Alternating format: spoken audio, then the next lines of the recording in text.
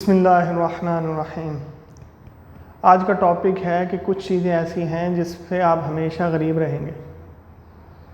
अब ये ऐसी रियलिटी है, ये हकीकत है कि जब हम इसको अंडरस्टैंड कर लेंगे, और मैं हमेशा प्रूव करता हूँ कि ये ऐसा हो रहा है। चूँकि हम गौर व फिक्र नहीं करते, हम सोचते नहीं हैं, इसलिए हमें वो नज़र नहीं आता। हमें पैसा क्यों चाहिए? सबसे पहली बात कि ज़िंदगी की हर ज़रूरत अल्लाह रब्बुल इज़्ज़त ने माल के साथ जोड़ी है। कपड़े पहनना, खाना पीना, दवाई, इलाज, अपना दूध, पानी, बिजली, हर चीज़ ज़िंदगी की पैसे से जुड़ी हुई है। और ये ऐसी चीज़ है, माल, जब तक मैं अर्निंग नहीं करूँगा। एक शख्स जो है, उसके पास एग्रीकल्चर है, जब तक वो जाके हल नहीं चलाएगा, टाइम पे पानी नहीं देगा, बीज नहीं डालेगा, उसकी फसल नहीं आएगी, तो वो अपनी पक्की हुई फसल को जब तक प्रोसेस में नहीं लाएगा, खा नहीं सकेगा। और कुछ वो बेचेगा, बेचने के बाद अपनी दूसरी ज़रूरतें पूरी करेगा। ये अल्लाह का बड़ा ज़बरदस्त निज़ाम है।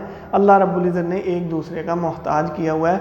अदरवाइज़ हमारी नेचर इंसानों की ऐसी है कि वो किसी को एक वक्त की रोटी न दें, कोई ज़रूरत पूरी ना करें किसी की। लेकिन अल्लाह का निज़ाम ऐसा है कि अल्लाह रब्बुल इज़्ज़त ने ज़मींदार को उसको सिर्फ ज़मीन की पैदावार दी है, बाकी कपड़े, दवाइयाँ और बाकी जूते और बाकी चीज़ें उसको दूसरों से लेनी पड़ती हैं। और जिसको मेडिसिन समझ आ गई है, या वो दवाइयाँ बना रहा है, या डॉक्टर है, तो उसको जो है वो पानी की और बिजली की ज़रूरत है, ये कपड़ों की ज़रूरत है। इसी तरह हर शख्स एक दूसरे के ऊपर डिपेंडेंट है। ये अल्लाह का निज़ाम है, अदरवाइज़ कोई ना देता। अब जो पॉइंट है वो ये है कि माल की अहमियत है, तो अल्लाह रब्बुल इज़्ज़त ने कुरान मजीद में दो चीज़ें मांगी हैं, जान और माल। अल्लाह रब्बुल इज़्ज़त फरमाते हैं, अपनी जान और माल मेरे दीन की खातिर, मेरी रज़ा की खातिर पेश करो। तो इसका मतलब इसकी अहमियत है। और इंसान के पास दो ही कीमती चीज़ें हैं, उसकी जान और उसका कमाया हुआ माल, जो उसके पास प्रॉपर्टी है। तो इसलिए इनकी अहमियत है। अब इंसान जो है, जैसे जैसे अगर वो हलाल कमा रहा है, इसकी कोई हद अल्लाह रब्बुल इज़्ज़त ने रखी नहीं है। कितना कमाना है आपने? 1 लाख कमाना है, 1 करोड़ कमाना है, 1 अरब कमाना है, कोई लिमिट नहीं है।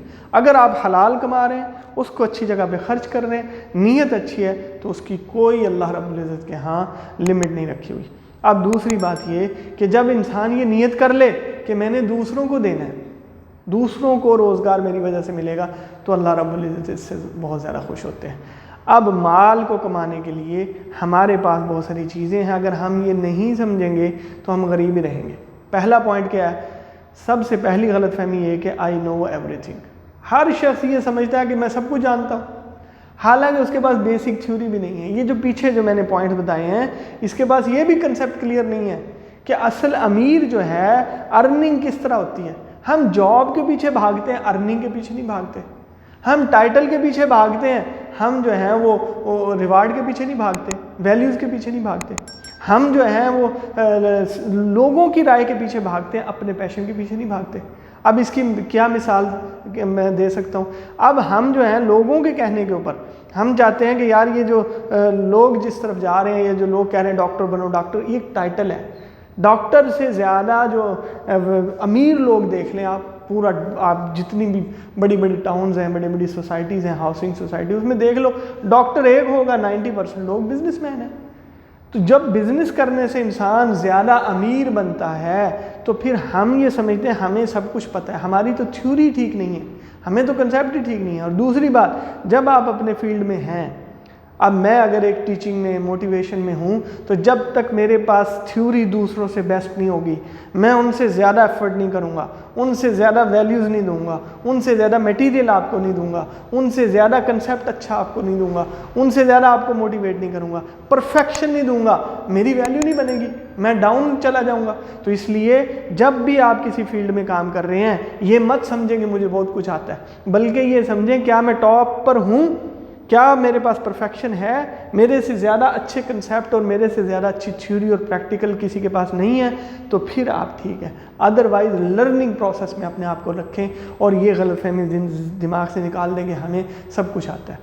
दूसरी बात ये कि हम ये समझते हैं कि job will make us rich, कि जॉब मुझे अमीर बनाएगी, हालांकि जॉब अमीर नहीं बनाती। याद रखिए, सिर्फ टाइटल देती है। अकाउंटेंट एक टाइटल है, MBA कर लिया, MBA फाइनेंस एक टाइटल है, और ये सारे के सारे टाइटल उनके लिए काम करते हैं जो खुद जो है वो बिजनेस लेके खड़ा हुआ है। एक कंपनी जब बनती है, वो खुद से ऑनर जो उसका है वो खुद से हर फील्ड में एक्सपर्ट नहीं हो सकता।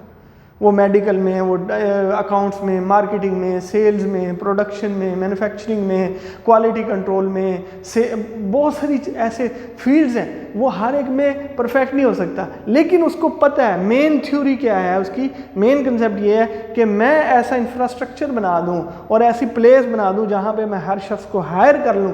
वो सिर्फ बिजनेस है। बिजनेसमैन सबकी एक्सपर्टीज को हायर कर लेता है।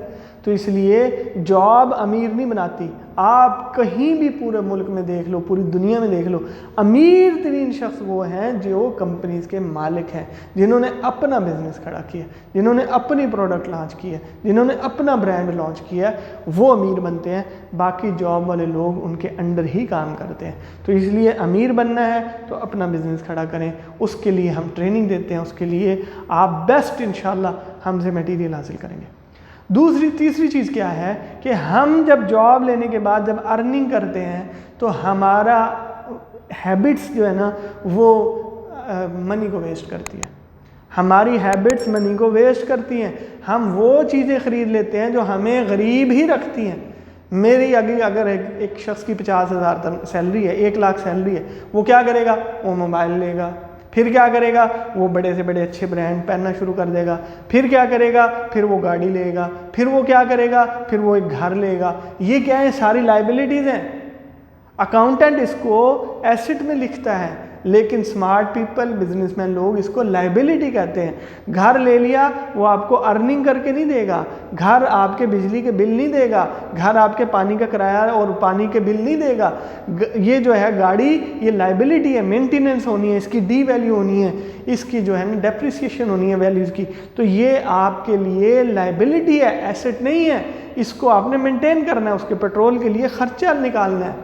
तो इसलिए हमें क्या है, ये कंसेप्ट, ये बैड हैबिट्स हैं कि हम ब्रांड के ऊपर ख़र्चा करना शुरू कर दें और हम अपनी थिंग्स के ऊपर और अपनी जो बिलोंगिंग्स हैं उनके ऊपर एक्स्ट्रा ख़र्चा शुरू कर दें।